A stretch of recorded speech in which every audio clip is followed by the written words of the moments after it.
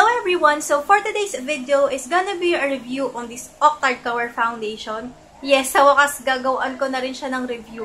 Maraming nagre-request sa akin na gawaan ng review tong Octard Cover Foundation kasi nga inyo tong nakikita sa mga video ko at lagi ko rin sinasabi na favorite ko tong Octard na foundation na to. So ngayon sa video na to malalaman nyo kung bakit ko ito favorite. So hindi na to first impression review ha, kasi nga as in tested ko na tong foundation na to, matagal ko na tong ginagamit. Plus meron pang bonus yung Nataractor Cover Foundation. So in this video, malalaman nyo kung ano yung pagkakaiba nilang dalawa at malalaman nyo rin kung ano yung mas babagay sa inyo kung Nataractor Cover Foundation or Octard Cover Foundation.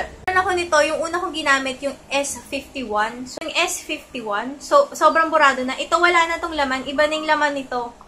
Ito, powder na yung laman niya. So, if you're looking for a yellow undertone na foundation, definitely maganda itong shade na to, itong S51. Maganda to. Ito yung lighter, one shade lighter sa S51, which is S41. Nagtataka nga ako sa dalawa na to. Sabi ko, yung S51, parang mas lighter compare mo dito. Kasi ito parang one shade darker sa skin tone ko. Pero pagdating sa camera, parang light yung shade nito. Kaya hindi ko maintindihan. Siguro kapag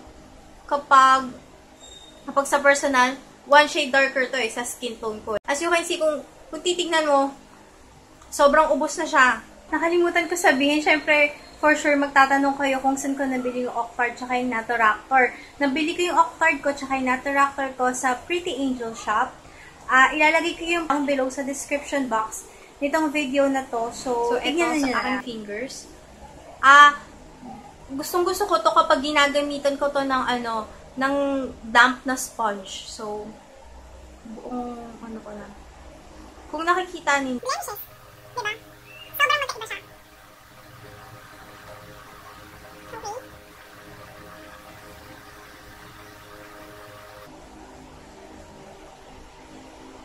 So, eto na. Ito yung aking other side of my face. As you can see, diba, madami akong mga scars, pimple scars here.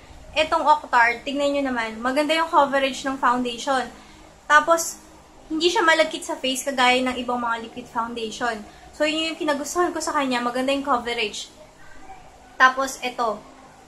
Kung mapapansin nyo, parang naging flawless agad yung face ko. Although, may mga kasi mga sobrang dark na blemishes, medyo hindi nyo na-cover up. Pero, isa pang layer nito, sobrang maka-cover up niya ang aking buong face. So, ngayon naman, sa kabila, yung Nataractor, ilalagay ko.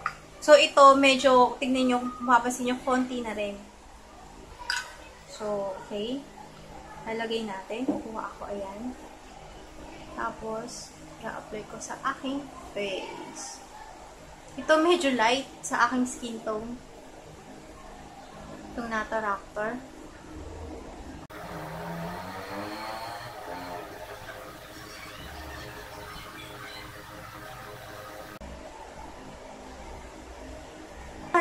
Parang mas dewy. Ewan ko kung nakikita nyo sa camera, pero parang mas dewy yung finish ng Nataractor compare sa Octard. Okay, so ito na yung itsura ng aking face. Dito sa side na to, ito yung Nataractor. And dito sa side na to, ito yung Octard.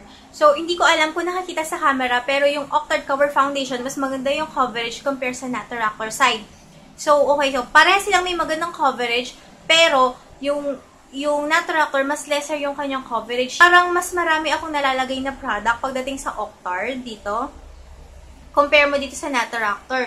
Kasi, hindi ko alam kasi yung sa feel, kapag nag-a-apply ako, feeling ko mas marami talagang nalalagay na product dito sa Octard. Kasi mas creamy ito, compare mo sa Nataractor. So, ito, mag-a-add ako ng second layer ha. Tignan natin kung totally mako-cover up niya ang aking mga dark na acne scars.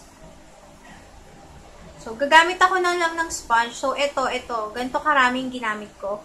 Sobrang konti lang nang gagamitin mo nitong Octard, pati ng Nataractor. Sobrang, buong face mo malalagyan na. So, actually, yung ganito nga, buong face na malalagay pero medyo naparami yung kuha ko. So, ito siya. So, ngayon, ganito. Apply na natin. Kung mapapansin nyo, ang ganda ng coverage, diba? Sobrang nagiging flawless tingnan yung face. So, yun. Damp yung sponge ko.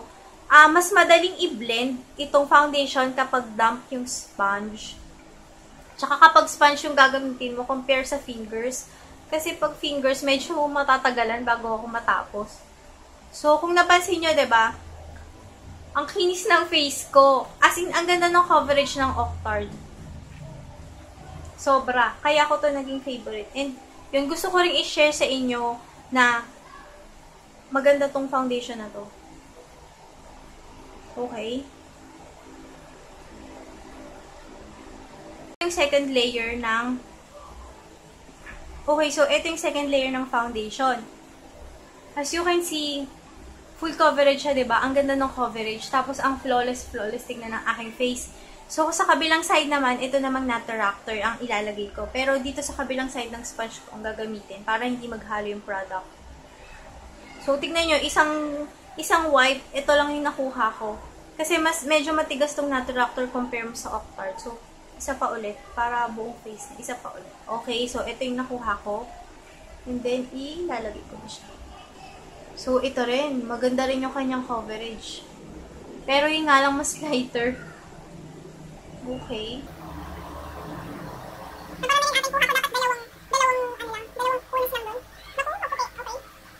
Gusto mo yung medyo Korean look or parang nag-glow yung skin mo. Maganda kahit hindi mo na i-finish. Kung mapapansin nyo, mas transparent, mas yung look nito, parang medyo glowing yung look ng Nataractor compare dito sa Octard. Mas matte yung Octard compare sa Nataractor, diba? So, ngayon, i-finish ko siya ng powder. Ang gagamitin kong powder, itong powder lang na to. Ito yung Pinkies Collection na two-way cake powder na dinurog ko. Hindi to gaanong ma-coverage tong two-way cake powder na to, kaya dinurog ko siya. So, ilalagay ko siya sa aking face. Konti lang, para lang makatanggal lang ng shine. So, gagamitin ko na lang ulit tong sponge ko. Ganito yung ginagawa ko sa araw-araw. Okay? Kung napansin nyo, medyo hindi na gano'n na magkaiba masyado yung shade ng aking face. Pero kung makikita ninyo, sa Nataractor, kita pa rin yung aking mga blemishes compared dito sa Octard. Ngayon, time now is 3:15 PM. So, yan. 3:15 PM na sa mga oras na to. So, itatapusin ko muna yung aking buong face. Maglalagay ako ng blush at saka ng eyebrows, saka ng lipstick. So, babalikan ko ulit kayo after a few minutes. 3:47. So, 3:47. Sorry kung natagalan ako kasi may ginawa pa ako kaya hindi ako nakabalik kaagad. So, yun. Kung makikita ninyo, sa side ng Nataractor, medyo nagsashine yung nose ko. Sa side ng Octard, maganda yung coverage. So, ngayon, una muna yung coverage. Yung coverage nitong Octard Cover Foundation is mas maganda talaga compare mo dito sa Nataractor. Nataractor, hindi naman siya super duper matte. Matte yung finish niya, pero at the same time, medyo nag-glow ng konti yung iyong face. Kung tutuusin, pwede mo ngang hindi na i-finish ng powder yung face eh. Pero kasi ako, super oily ng skin ko, kaya mas gusto ko pa rin talaga na finish ng powder ang kahit anong klaseng liquid or cream foundation. Basta kahit anong klaseng foundation, gusto ko lagi, finish ko talaga ng powder. So, yun. So, itong Nataractor, mas luminous yung finish nito compare mo dito sa Octard. Sa coverage, kung mapapansin nyo, ito yung Nataractor, mas maganda yung coverage nitong Octard compare mo sa Nataractor. Yes mo sila pwedeng gamitin concealer, pero kung beginner ka siguro sa pagko-conceal, mas maganda gamitin itong Nataractor. Kasi dahil itong Octard, sobrang creamy nito. Kapag kumuha ka ng product, pinahid mo ng konting daliri mo, tapos in-apply mo sa, sa iyong